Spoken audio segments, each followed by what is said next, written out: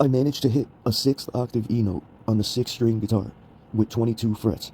And the 6th octave is, like, I was able to do it in here. Right there. So, one more time. So see, it's like 2 octaves. So here's how it works. I'll try to show the lick in context.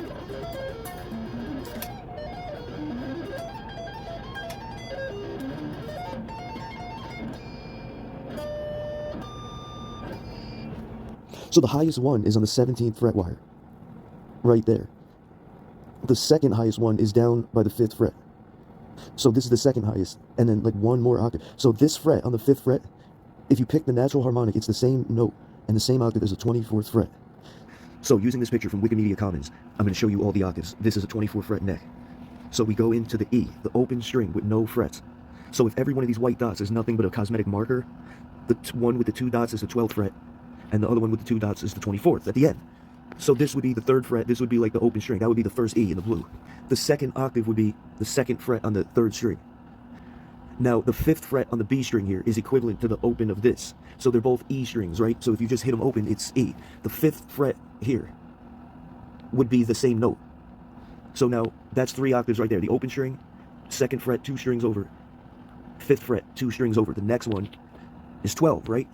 So now when you fret the 12th fret, that's a certain octave. It's natural harmonic right over the metal fret wire, not a fretted note, but the natural harmonic right on that metal is the same octave. So the fretted note and the harmonic is the same octave.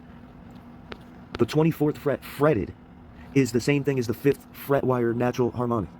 So that means if you go to 17 and hit the natural harmonic there, it's really difficult. It's like a narrow space. That would sound the 36th fret all the way to the right. That's like not even on here. So once again, the full neck, there's your 6 octaves. The first octave, open note. Next octave, 2nd fret.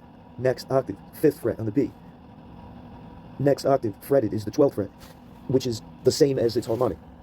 The 24th fret, fretted, is the same as the natural harmonic on the 5th fret here. So you can access the second highest one, fretted or harmonic, but the absolute highest one is the 17th fret wire natural harmonic. 6 octaves. This one is what it is. So that's how it would go. That you could tell that last one is the super high one. So that would be the 36th fret if it was possible on the 1 string. Now if you pick the natural harmonic on the same fret 12, it's the same octave note. So the next one up of the 5th would have to be somewhere else. It's the 5th fret. And then it's the 17th fret, it's the 6th octave E. So it's the highest possible note of E that can be played. I don't know about other notes, but I know like within like the continental guitar, you know, within the, how they say the continental US, it's like the main shape. Within the instrument of the neck and the fretboard, of everything that's possible on it, just the way it is, without any extra tricks like the whammy bars or anything. The highest note, I don't know if it's the highest note, but I know it's the highest E note. So the entire guitar in standard tuning would span 6 possible octaves of E that you could play.